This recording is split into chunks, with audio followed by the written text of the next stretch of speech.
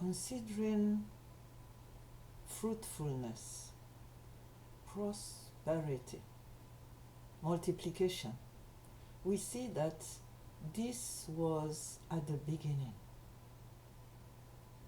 For those of us that are Christians, we know that from Genesis to the rest of the Bible, God has encouraged people to be fruitful and multiply. And this is not limited to procreation.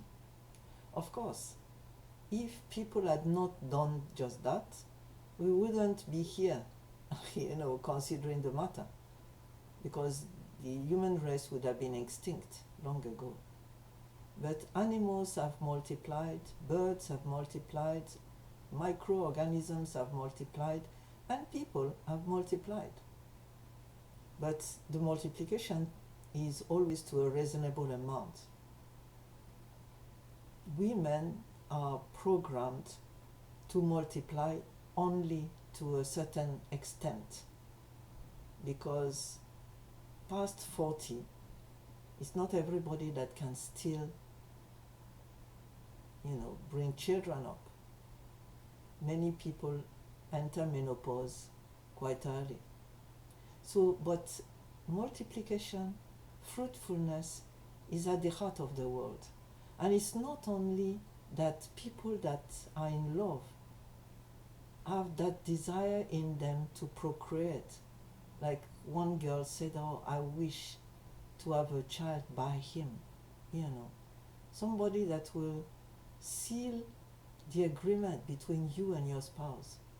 Somebody that will perpetuate your couple.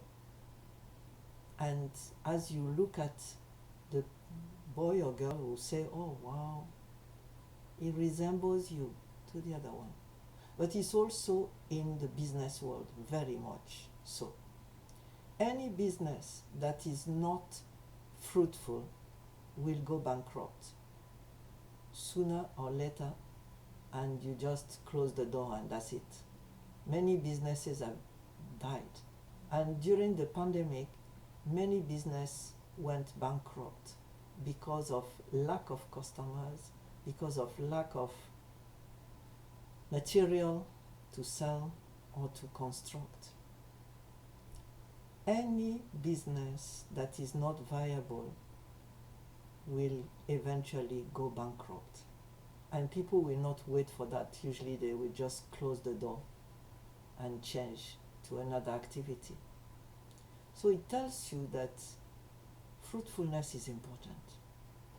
Now I want to encourage you, remember that to be happy, you have to be fruitful. It's not only materially.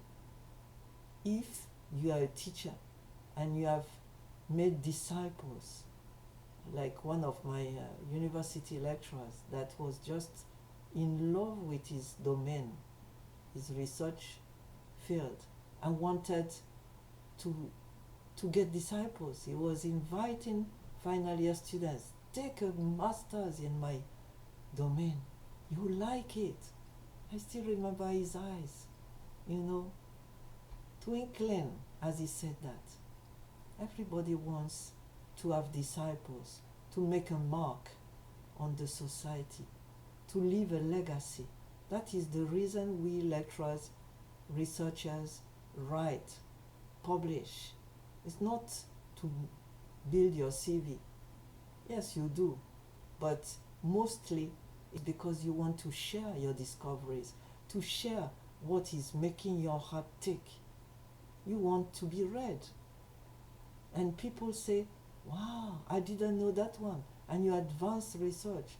That is one of the criteria that journals use to decide whether they are going to publish something or not. Is it going to bring something new to advance research?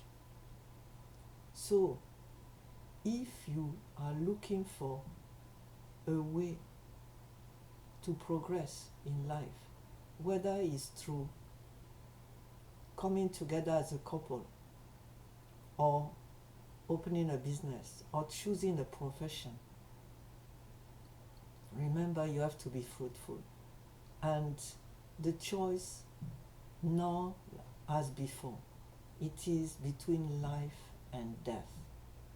Between life and death. That is what Moses told Israel in Deuteronomy.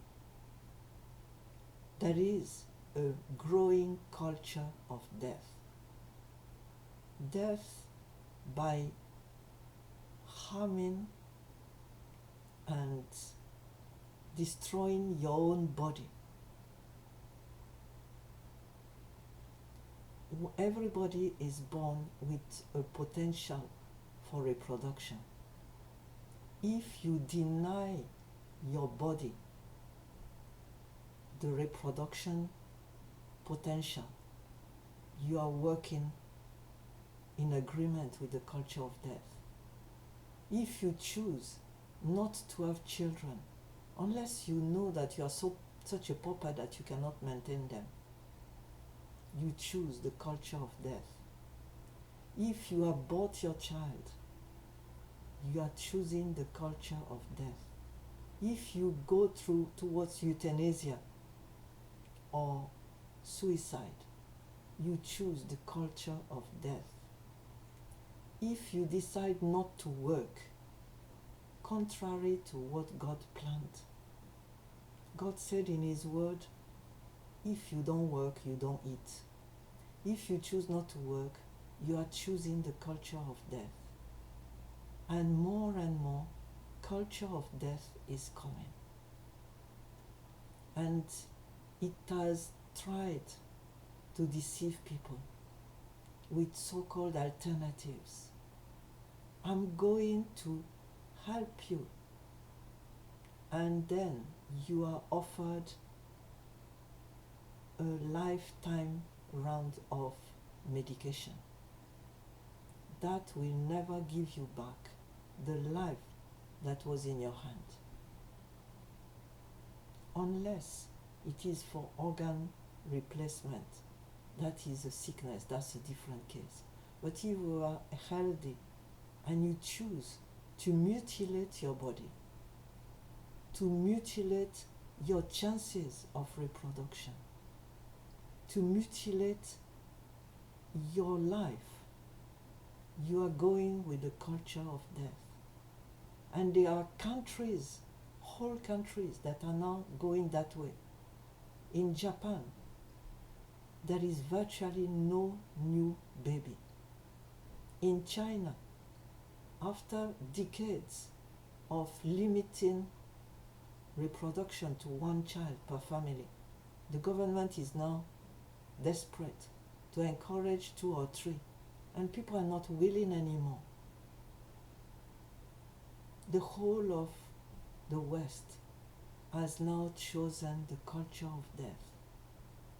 So I want to invite you to look at the way your life is going. What choices you make. Choose life. Don't choose death, because you will regret it. Bless you.